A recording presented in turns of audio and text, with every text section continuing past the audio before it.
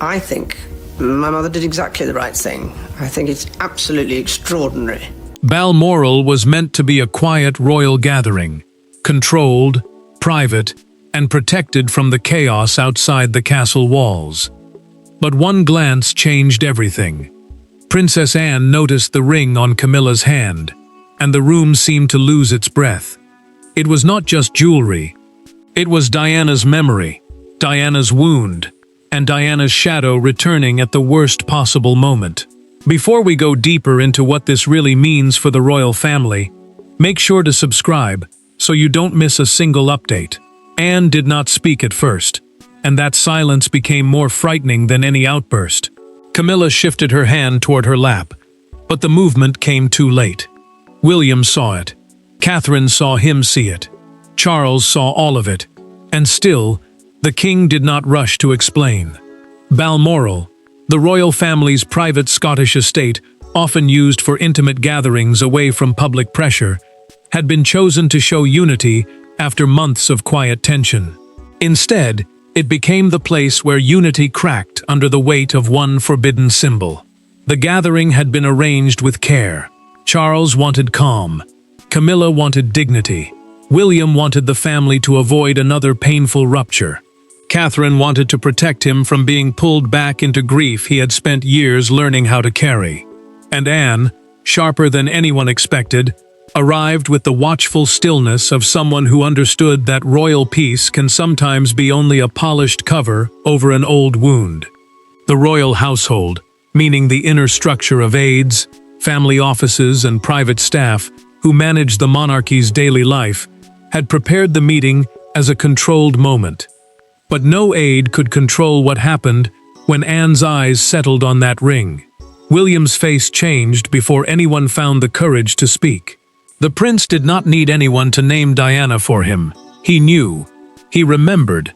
He felt the sudden cruelty of seeing something tied to his mother placed inside a room where her pain had too often been softened, managed, or explained away. Catherine stayed near him, but even she could feel that comfort had limits. Some memories do not respond to gentle words.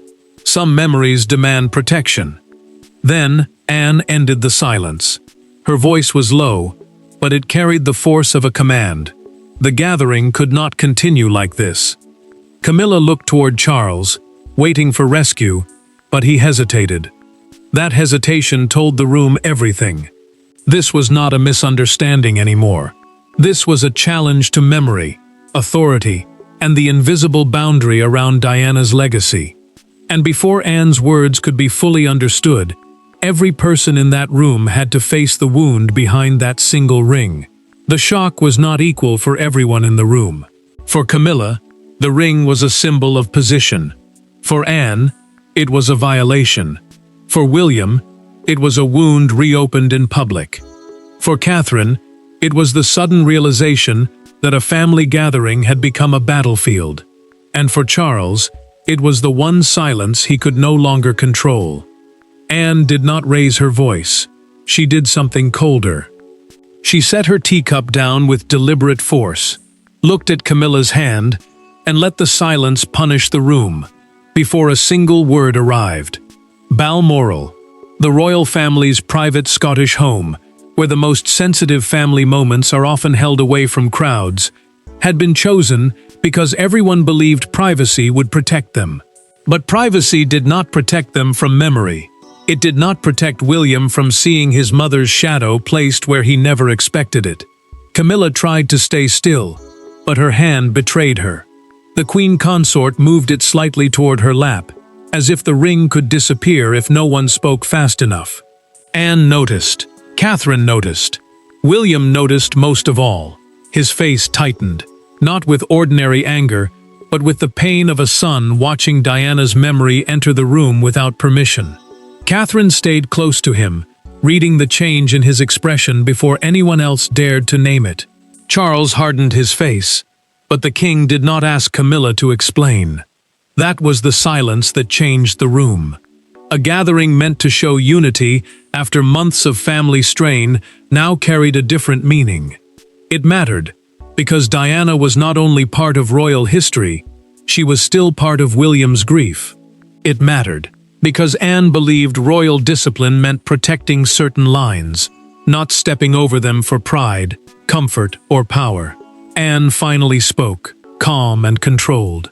She said the gathering could not continue like this. Not with that ring.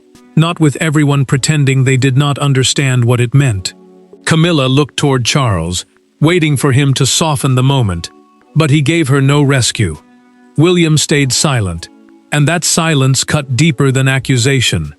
Catherine saw it clearly. This was no longer a family disagreement. It was a test of respect. Anne had always guarded the rules, but this time her anger was not about protocol. Protocol, the set of customs that guide royal behavior, only explained the surface. Respect explained the wound beneath it. Camilla had not simply worn jewelry. She had touched a memory that still belonged to Diana's sons, and Anne had decided the line had been crossed. The question was no longer whether the ring had been noticed. Everyone had seen it. Everyone had felt the room change. The real question was why Camilla had chosen to wear it at Balmoral in the first place. And that question led everyone back to the hidden incident that had made this confrontation almost inevitable.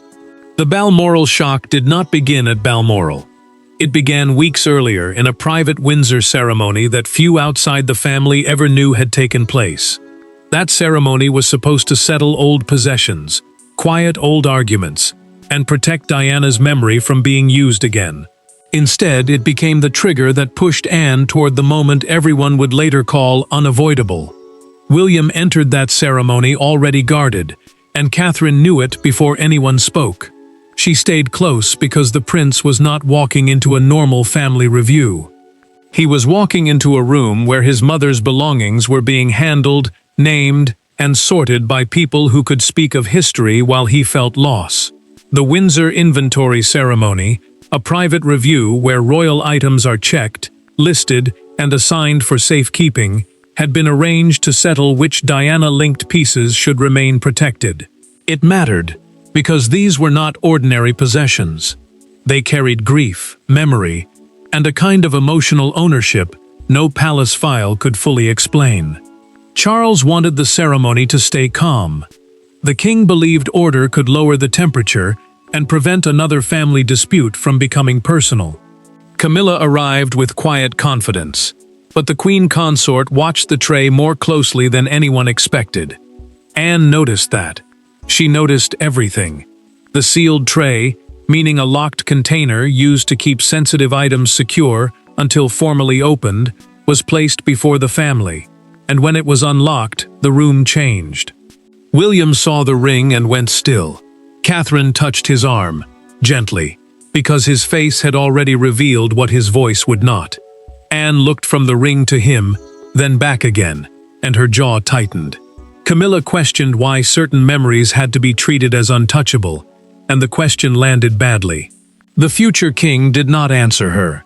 He did not trust himself to answer. Catherine stayed with him, but even her calm could not soften the pain. Anne spoke with the weight of someone drawing a line. She said the ring should not be displayed, worn, or used to prove anyone's place inside the family.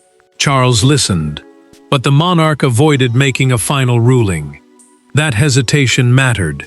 It created a gap where authority should have stood. It allowed one person to think the matter was still open, while another believed the boundary had already been set. Then came the detail that changed everything. A senior aide later noted in a documented household account that the ring was no longer sitting in the same position inside the inventory case. Anne returned after the ceremony, alone and silent, and stared at the empty space where it had been. Her concern turned into certainty. So when the ring appeared at Balmoral, Anne was not reacting to surprise. She was reacting to proof. There are royal confrontations that happen through letters, secretaries, and carefully arranged statements. This was not one of them. Anne did not send for an aide. She did not ask Charles to speak for her. She turned directly toward Camilla, and in front of the family, she asked the question no one else dared to ask. Why was Diana's ring on her hand? Camilla tried to answer before the silence swallowed her. She called the ring a family heirloom, something carried through private hands and royal history. But the words came out weaker than she intended. Anne did not blink. William did not move. Balmoral gatherings were supposed to follow strict emotional restraint, meaning painful matters were usually moved into smaller rooms and softened with careful royal language. But Anne broke that pattern in front of everyone, and that mattered because it made the wound impossible to hide. No secretary could smooth it. No aide could rewrite it. The family had heard the question. William stayed silent, but his silence carried more force than anger. The prince looked at Camilla's hand, then away, as if even seeing the ring for another second demanded too much from him. Catherine watched him closely, and she understood the danger in that restraint. He was not trying to create drama. He was trying not to break in front of people who had turned his mother's memory into a battle over symbols. Diana's name did not need to be spoken again. It was already in the room. Anne stepped closer, but not wildly. That made it worse. She pointed not at Camilla's face, but at the ring, and said some symbols were not prizes to be worn. Camilla looked wounded, then defensive, then uncertain. The queen consort glanced toward Charles before she replied, and Catherine caught it. That single glance changed the temperature. It suggested the decision may not have belonged to Camilla alone. It suggested the ring had not simply appeared by accident. Charles felt every eye turn toward him. The king's face hardened, yet he did not answer quickly enough. Anne asked whether he had approved it. Camilla waited. William waited. Catherine waited too, because his answer would decide whether this was a private mistake or a royal decision. Palace procedure, the quiet system of rules and approvals that guides how sensitive family matters are handled, suddenly felt useless. This was not about paperwork anymore. This was about trust. Camilla tried again, softer this time, saying the ring had been treated with respect. Anne cut through the defense without raising her voice. Respect, she made clear, was not proved by wearing something. Respect was proved by knowing when not to. William finally looked up, and the room felt the full weight of his grief. The prince did not accuse her. He did not need to. His face said enough. Charles shifted, trapped between wife and son, between the present marriage and the memory no crown could bury. The monarch had spent years trying to keep old pain from ruling new decisions, but Balmoral had forced the past onto his table. Anne had made sure of that. She had taken the issue out of whispers and placed it where no one could avoid it. And when every eye turned toward Charles, the question became painfully simple. Would he protect his wife or protect Diana's memory? Charles had spent a lifetime learning how to survive impossible rooms. But this room was different. There was no speech that could erase the ring, no royal phrase that could soften William's pain, and no private explanation that could satisfy Anne's outrage. For the first time that evening, the king looked less like a ruler and more like a man trapped between two histories. Charles looked toward Camilla, and the strain on his face told the room he understood the danger. If he defended her too quickly, William would feel abandoned. If he challenged her too openly, the queen consort would be humiliated beyond repair. Formal authority still belonged to the monarch, meaning Charles had the official power to control the gathering and decide how the family moved forward. But Anne had taken something stronger than power. She had taken moral control, because everyone knew she was defending a boundary the room had been afraid to name. William changed the balance without saying a word. The prince carried Diana's memory not as palace history, but as a son's wound. That mattered, because the ring did not touch an old headline. It touched his childhood, his grief, and the private place where the monarchy could not follow him. Catherine watched him carefully, and Charles saw her watching. The king understood then that this was no longer only about Camilla. It was about whether William could trust his father to protect what remained sacred. Camilla sat rigidly, waiting for him to rescue the moment. The queen consort had entered Balmoral believing the ring would strengthen her place, not expose her. Now, every second of silence made her look smaller. Anne did not soften. She reminded Charles of the Windsor inventory instruction, the private note that had marked the ring as restricted, meaning it was not meant to be worn, displayed, or used casually. That reminder mattered because it turned emotion into accountability. Charles asked for the note, and a private aide was quietly sent to retrieve it. The aide returned with the paper folded inside a slim file, and the room seemed to tighten around it. This was no longer a family argument built on feelings.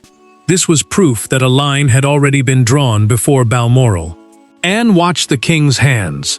William watched his face. Camilla watched the file as if it had become a sentence. Charles picked up his reading glasses, looked at the note, then placed them down without speaking for several seconds. The silence was unbearable. He had the authority to dismiss Anne's demand. He had the power to protect Camilla from the shame of the moment. But he did neither. Anne understood before anyone else did. His silence had become the real decision. He was not stopping her. And once Anne understood that Charles would not stop her, Balmoral's gathering began to collapse in real time.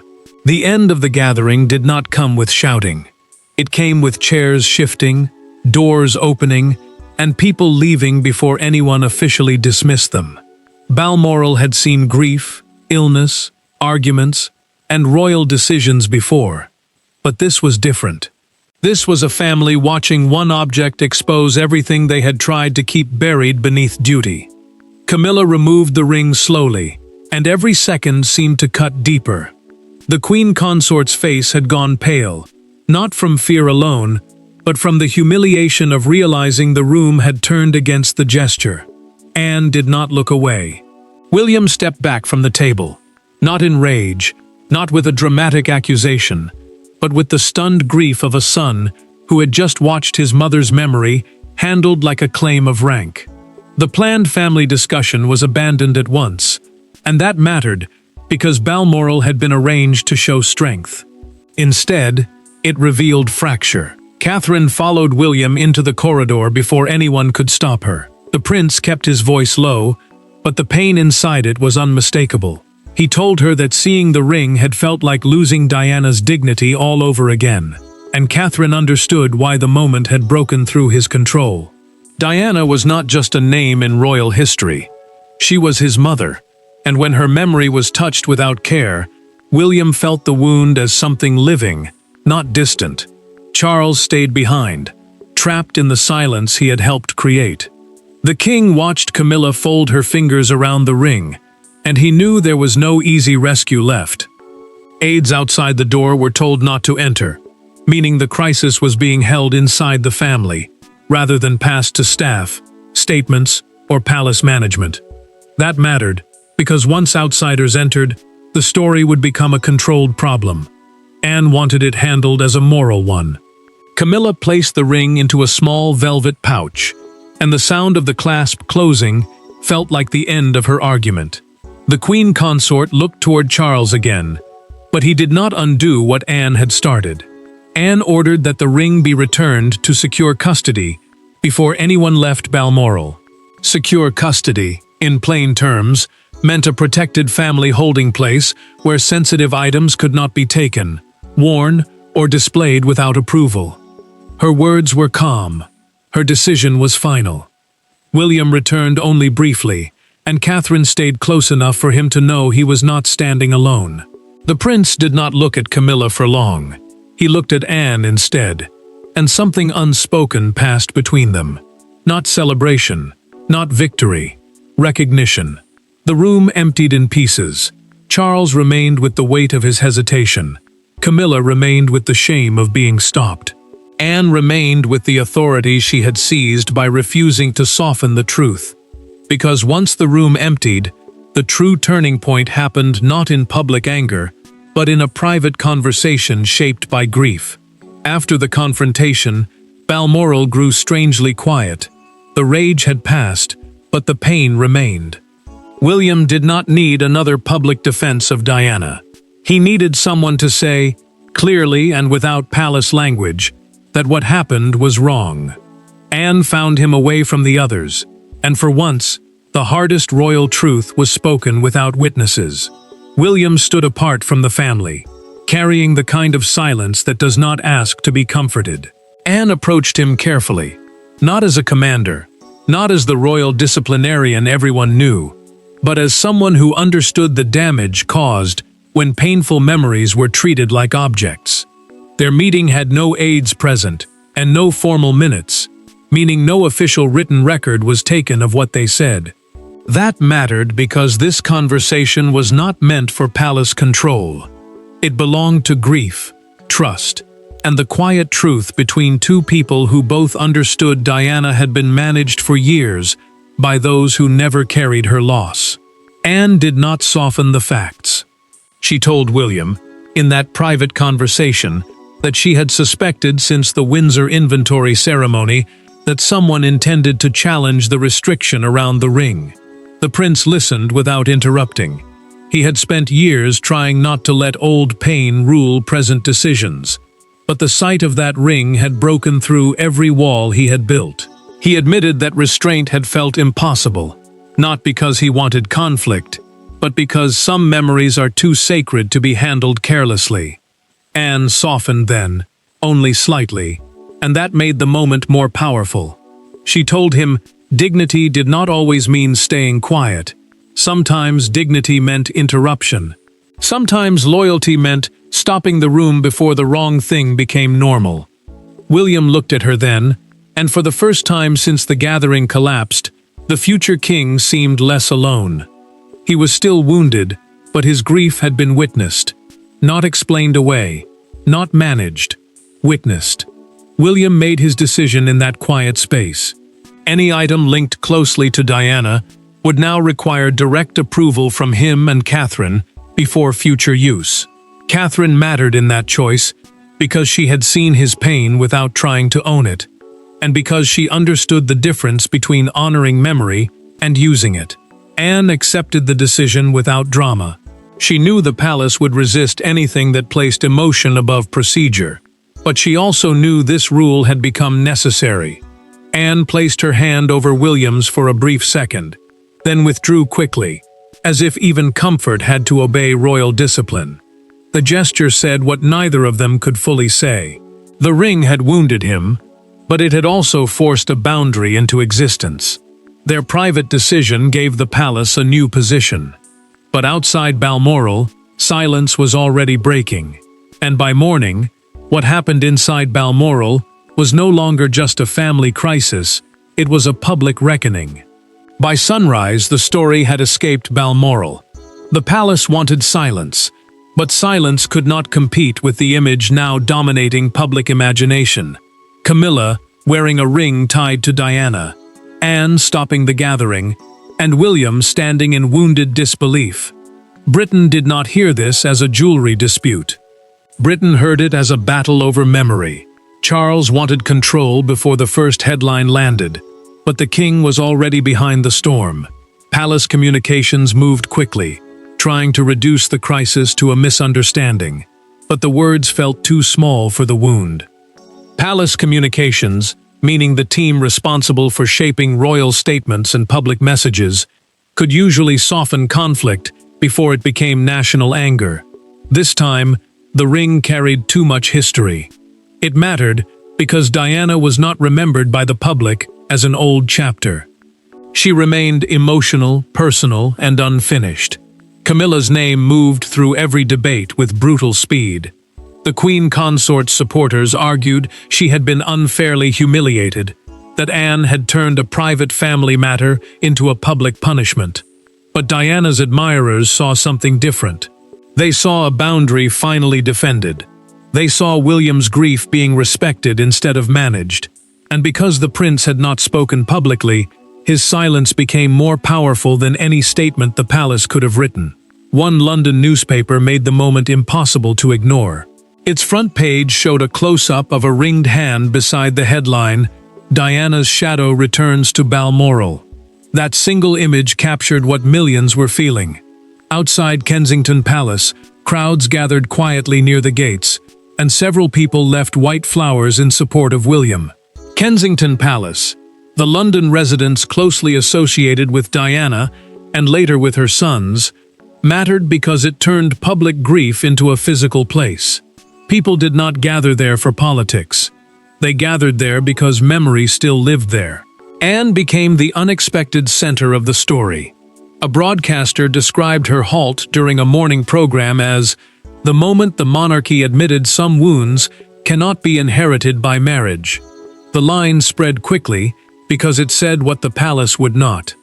Anne had not only challenged Camilla, she had challenged the old royal habit of asking the public to move on before the family itself had healed. Charles read the coverage with a heaviness he could not hide. The king understood that every careful phrase from the palace now sounded like avoidance. The official response did not name Diana directly, and that omission made her presence feel even louder. Camilla had become wounded by the backlash, Anne had become praised by many as a protector, and William had become the emotional center of a storm he never asked to create. The noise hardened into judgment. Charles could no longer pretend the final verdict would come from a statement. It would come from what the family did next. And when the noise finally settled, the meaning of the Balmoral incident became painfully clear. In the end, the Balmoral gathering was not remembered because it stopped. It was remembered because of why it stopped. Princess Anne did not halt a family meeting over a ring alone. She halted it because the ring carried a name, a grief, and a boundary the monarchy had ignored for too long. And in that moment, Diana's memory was defended. Anne had forced the family to admit what no statement could hide. The ring was returned to secure family custody, a protected holding place where sensitive royal possessions could not be worn, displayed, or moved without approval. That mattered because Diana-linked items were not ordinary jewels. They carried the emotional inheritance of her sons, and no royal hierarchy could erase that. Charles accepted this at last. The king understood that authority, rank, and marriage could not decide everything when William's grief was part of the question. Camilla left Balmoral wounded, embarrassed, and quieter than she had arrived. The queen consort had been stopped in front of the family, and that pain was real. But her humiliation did not erase the wound caused by wearing the ring. William understood that difference. The prince did not celebrate her embarrassment. He simply found a measure of peace, because Anne had said aloud what he had been expected to carry silently for years. Diana's memory had finally been defended without apology. Catherine quietly supported the new rule, and her support gave it strength. She knew Diana's legacy could not become decoration, strategy, or proof of anyone's place. The future queen understood that honoring memory meant protecting it from careless hands, even inside the family itself. Anne's action had proved something larger than anger.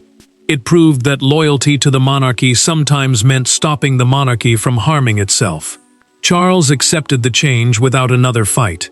The monarch knew Balmoral had not ended in unity, but it had ended in truth. A private rule was created around sensitive Diana-linked possessions, meaning William and Catherine would now have direct approval over how those items were handled.